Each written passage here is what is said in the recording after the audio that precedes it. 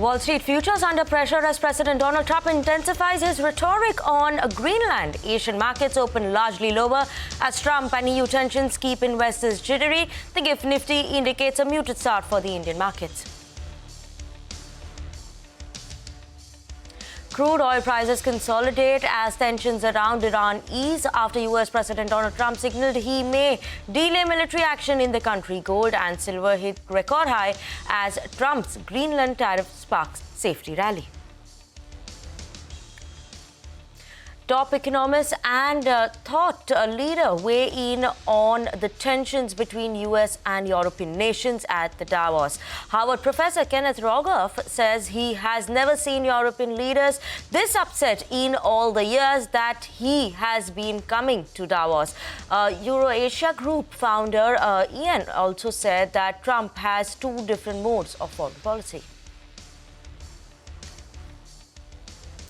Indian IT CEOs are upbeat at Davos. HCL Tech's Vijay Kumar expects $1 billion opportunity thanks to artificial intelligence. CEO of Cognizant says that the next 3 years will see a big and bold bet on AI. RBI needs to do more on continuous liquidity, says Axis Bank's CEO Amitabh Chaudhry. Also believes the interest rate cut cycle is over. Says hiking deposit rates will not be enough to boost deposit growth. That's an exclusive. Hello, good morning. You've tuned into CNBC TV 18. You're watching Power Breakfast with me, Vinny Motiwala. While we have seen muted days coming in the last few trading sessions, even yesterday was nothing great for the Indian markets as well. What is the Asian market doing today, given we still have some more commentary that came in during the day yesterday from President Trump as well as post-market hours as well. Now, today, Asian markets have opened up a bit mixed. When you look at it, the Hang Seng is trading with mild bit of a gain today, 0.2% of gain right now for the Hang Seng. But Taiwan index, that's down 0.4% approximately. ASX 200, that's down with cuts of 0.6%. And Nikkei, that's the Japanese index, that's down 0.8%. Japanese bond yields, 40-year bond yields also have hit fresh highs. Now, obviously, that Trump as well as the EU tensions, that is continuing. So a bit of a mixed cue is what we are picking up today from the Asian markets. Now, look at the GIFT Nifty or Nifty implied open. What is that indicating? A very muted start for the Indian market. Right now, a slight bit of a positive bias is maybe something that we're keeping an eye out on in terms of the Indian markets. But that's the global market action that we have, as well as Asian markets, how they've opened up following that. How is all this going to be impacting our Indian markets in terms of important cues, the trade setup for today, stocks to watch out for? We'll talk about all of that with our team of research who's joining us right now. First up, let's go across to Vivek, who's telling us which are the important cues that we're keeping an eye out on. Today is the Nifty expiry as well, Vivek. Good morning. Well, good morning. So many cues to keep an eye out for. But, when you're looking at overnight cues, remember, US markets were shut last night, which is why we're not taking any overnight cues into consideration. Yesterday, oil markets ended largely flat with marginal gains. Now, in terms of Indian markets, remember, yesterday is an extremely volatile trading session. The market was digesting significant heavyweight earnings, and on the back of that, you did see sharp moves either ways. Which were the key gainers yesterday on the back of good results? Techem, CG Power, Indigo. On the other hand, key drags were ICICI Bank, RBL Bank, and remember, we had a very strong listing from one of Coal India subsidiary, which is Bharat Coking Coal. In terms of events to watch out for today, quite a long list. World Economic Forum Day 2, result reactions for Havells, LTIMindtree, CEAT. Key results today, Persistent Systems, AU Small Finance Bank. Remember, IEX will remain in focus. The market hearing or the hearing for, as far as the market coupling case will continue at Aptel today. Restaurants Brand Asia, Q3 results, as well as the board meeting for fundraise is something that the street will keep an eye out for. Also, remember, later on today, US Supreme Court, there is another date as far as the decision on whether or not Trump's tariffs, global tariffs, are legal or not will be made, and large block deals are expected in two Aditya Birla groups, both lifestyle brands as well as fashion and retail. And like you mentioned, GIFT Nifty Asian markets all indicating a subdued start for our markets today. Okay, Vivek, thank you so much for that. But let's move on, talk about the important stocks that you should be keeping on your radar today. We have Upasana joining in with us for that. Good morning, Upasana. Good morning, Vinny. First up, let me start with LTIMindtree. Good quarter in line with estimates. CC revenue growth seen at 2.4% and EBIT margin at 16.1 versus 15.9. Next up is Havells India, largely in line set of numbers with our estimates. Revenue up 14%. Also, talking about the margin, it stood at 9.4% versus the estimates of 9.7%. Mind you that the cables and wires and ECD saw good growth, but Lloyd Consumer saw muted performance. Tata Capital net profit up 20%, NII up 10%. Oberoi Realty also reported its numbers with a net profit up nearly about 0.7% and revenue up 6% on a YoY basis. Seat overall, a good set of numbers, net profit up 60%, revenue has seen an uptick of 26%. Margins saw a sharp up move from 10.3% to 13.5% on a YoY basis. Sai Silk also reported good set of numbers, net profit down 17.4%. But the revenue has seen an uptick of 8.3%. Margin stood at 17% versus 17.7% on a YoY basis. UPL will also be in focus as the company's arm, that is Advanta, files draft and red hearing prospectus for the SEBI for an IPO. So we'll be watching out for that as well. Ola Electric, Harish resigns as the CEO with effect from 19th of Jan, and the board appoints Deepak Rastogi as the CFO of the company with effect of Jan 20th. Now, according to our sources, Aditya Birla Lifestyle Brands will be in focus on the back of the block deal. The investor is likely to sell up to 3% stake in the company via block deal, and offer size is nearly about $43 million, and the floor price is seen around 106 per share. And lastly, coming to Aditya Birla Fashion and Retail, according to our sources, investor is likely to sell 3% stake in the company via block deal, and the offer size here is nearly about $32 million. So all in all, we'll be watching out for all these stocks in our today's trading session. Thank you, Upasana. Thank you so much for that. But the final leg of update that we should keep an eye out on, that's the F&O space. And for that, we have Sudarshan as always. Good morning, Sudarshan. Anything exciting that we're expecting today, given that it's weekly expiry? Good morning, Vinny. So yesterday we saw it was a volatile day of trade thanks to the earnings that we had seen from heavyweights like ICICI Bank, HDFC Bank and Reliance Industries. All these stocks dragged the market along with the major IT stock that was Wipro, which was top Nifty loser, fallen almost 8%. Coming to today, it's a weekly expiry for Nifty. And if you go by the indication that you're getting for put-call ratio from the options data as well as from GIFT Nifty, we are going to see a range bound of trade where Nifty would try to protect the recent low of 25,473. It's tough for Nifty to go below 25,500 on an immediate basis because now the range has become narrow from 25,500 to 25,800 to 25,900. As far as the flows are concerned, we have seen selling in both index futures and the stock futures by FIs. Longs exposure for FIs remain around 9%. On the short side, they remain heavily shorted and the exposure remains around 91%. Coming to the options data, two active options on the call side, 25,600 and 25,650. On the put side, the most active option was 25,500. That's the reason I'm telling you it's tough for Nifty to slip below 25,500. So support would be around 25,473. That's the recent low, and resistance would remain around 25,960. As far as the Nifty Bank is concerned, which remains on a very strong footing, and for that support would be 59,555. That's the 20-day moving average, and resistance would be around the record high level of 60,437. Two stocks remain in the band. Usual stocks, SAIL and Samant Capital. Two stocks that I'll keep an eye on. Hindustan Zinc, it had put out a strong set of earnings, and after that, commentary also is strong. It has maintained the silver production of 680 tons, the target that it has given for FY26. And apart from that, keep an eye on LTI Mindtree, while the earnings were in line, but next 2 quarters expected to be a mild week. So that I'll keep an eye on both these names as well. Okay, Sudarshan, thank you so much for that. But that's the latest update in terms of the F&O data that we have. Now, let's get you the key highlights from the World Economic Forum's annual summit underway in Davos. The RBI needs to do a lot more on ensuring that there is continuous liquidity. And this is the word coming in from Axis Bank's MD and CEO Amitabh Chaudhry. Speaking to Shireen Bani, as that there can't be a divergence that comes in between the credit and deposit growth. Listen in. Last time we talked, obviously RBI has very openly stated that they will provide durable liquidity in the system, but I think they do need to do a little bit more. We have had cases where the liquidity has kind of almost gone away because RBI has intervened in the markets. So durable liquidity means constant, continuous liquidity, and the market should be able to buy into it and act accordingly. That's one.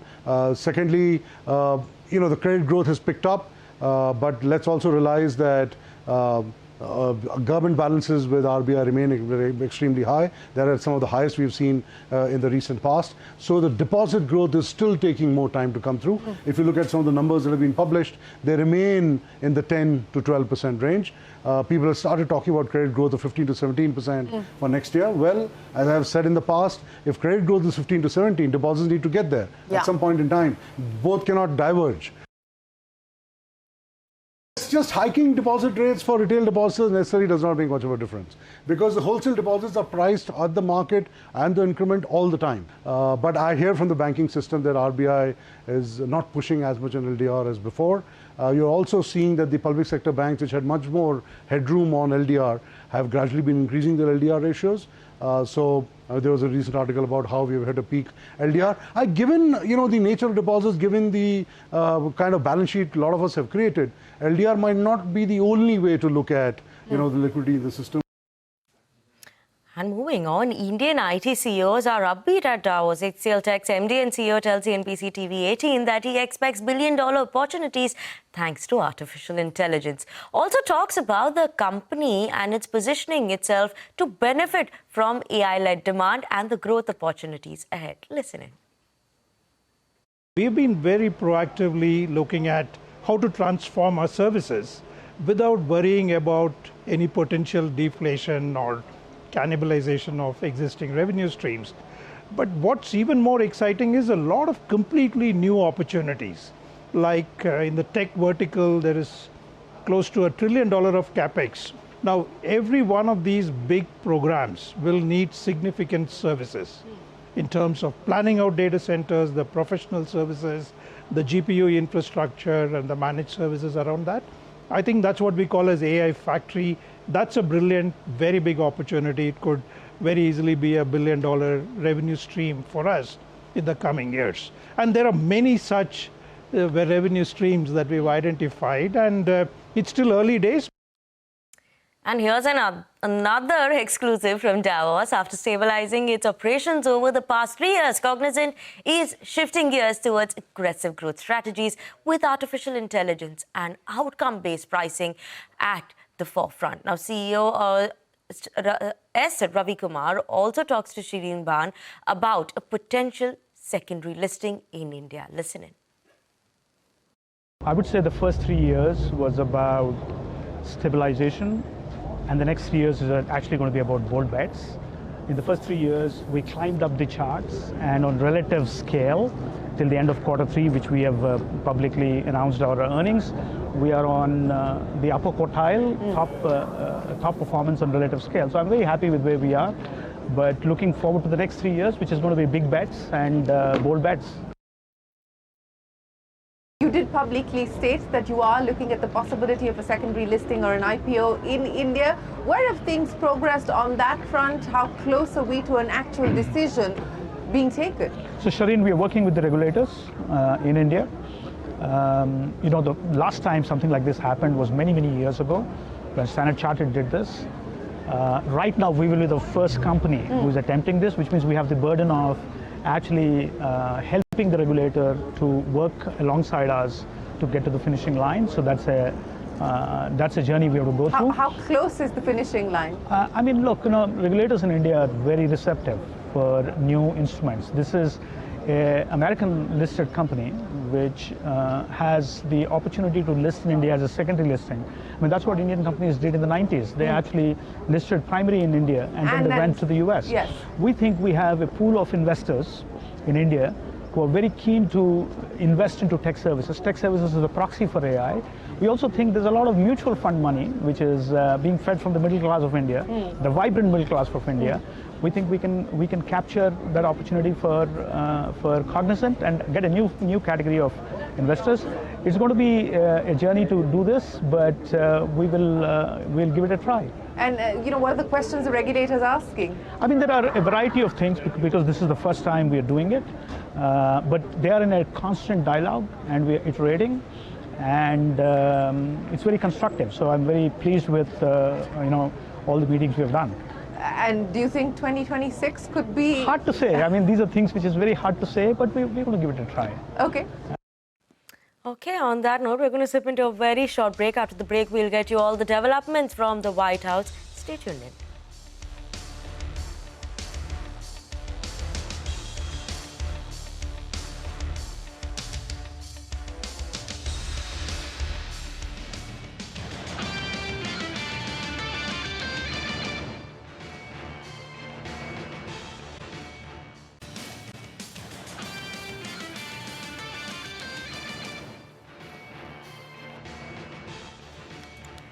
Welcome back to Power Breakfast on CNBC TV 18. Let's get the recent updates in terms of commentaries or updates coming in from the White House. We have US President Donald Trump, who has said that and has also made significant headlines at Davos. In a brief interview with NBC's News, Trump said that Europe should focus on war in Ukraine, not Greenland, and insisted that he would follow through with his tariff plans. Trump said that he would 100% hit European nations with tariff if a deal could not be made over Greenland. Also, in other commentary, Trump also wants a signing ceremony for his Board of Peace in Davos on Thursday, and it is unclear which countries will actually be signing this. The Board of Peace has had a bit of a rough start and a rough landing, as it has been criticized by Israel and questioned by Europe also as well. So that's the latest update that we have coming in. But in some more updates from Davos, top economists and thought leaders also weighed in on the tensions between the United States president and European nations at Davos. Harvard professor Kenneth Rogoff said that he has never seen European leaders this upset in all the years that he has been coming to Davos. Eurasia, a group founder, Ian, also explained how Trump essentially alternates between two modes of foreign policy. Listen in. Trump has two different modes of foreign policy. He's got the FAFO mode, fool around and find out, which you get if you're Venezuela and Ukraine. He's got the taco mode, Trump always chickens out, which you get if you're Russia or you're China. Right now, Trump believes that the Europeans are FAFO. And the Europeans need to convince Trump that they are actually taco. And that is going to require both military response and economic response that is strong, unified, and credible. We will see this week what we get. I've been coming to Davos for 25 years now. I have never seen the Europeans so upset. I mean, when Putin invaded Ukraine, they were very upset. This is a whole nother level. He's invading Greenland, and there's 56,000 people. I mean, then he's going to take Switzerland. Then he's going to let Putin take the Baltics. Then he's going to let Putin take Poland. Then he's going to, take Spain. I mean, it's just, in absolute frenzy. They're hysterical. Okay, on that note, we're going to slip into a very short break. We'll get to cues in the world of commodities after the break. Stay tuned in.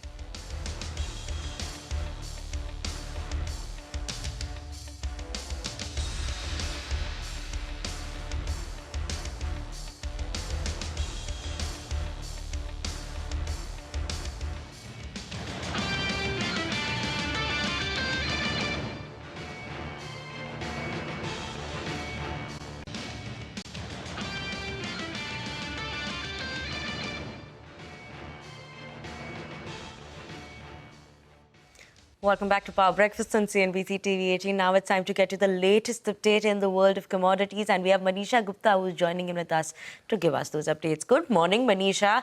Trump continues to throw his tantrums. We continue to see new updates. But what's the latest coming in terms of crude, metal space? What are we keeping an eye out on? Yeah, well, I'll start with the crude oil prices because we seem to be holding gains onto this one. Well, as we've been reporting and talking about, the U.S. has threatened a 10% tariff on imports of 8 European countries from February 1st and can be increased to 25% by the month of June if there is no agreement. Well, the near-term supply risks from Iran have eased, but the markets are waiting for the IEA monthly report. That comes in tomorrow. That will tell you about the recent developments when it comes to demand and supply, and markets will take cues from that. Having said that, the dollar index is holding around 99. That is because the Europe holds nearly $10 trillion worth in U.S. bonds and equities. It also has significant public sector holdings in U.S. and that markets believe if the trade dispute intensifies, all of this perhaps could be leveraged and is the reason you've seen the dollar index gain up slightly there. Safe haven buying in gold and silver has just about continued. You have gold hitting record highs around $46.70 an ounce, and silver hit record highs at $94.50 in the overnight markets there. The street will also watch out for the U.S. GDP numbers that come in this week itself, and then the consumer sentiment numbers would also tell you on what the U.S. is going through. But most importantly, there is some profit taking that you have seen across base metals as a space. So whether it's copper, zinc, aluminum, tin, all of that has seen a sharp decline. This is after Shanghai has prohibited a section of high-frequency trading firms from entering the market, thinking that there is way too much volatility and the speculative money needs to dump down. And that is the reason you are looking at profit taking across base metals. Okay, Manisha, thank you so much for that. But with that, we're absolutely out of time on this edition of Power Breakfast. Nifty is indicating a very flat to muted start as of now, slight bit of a positive bias, but we'll leave you with the highlights of last night's event at Davos, the CNBC TV 18 Cognizant Davos Mixer, a confluence of the world's most influential voices.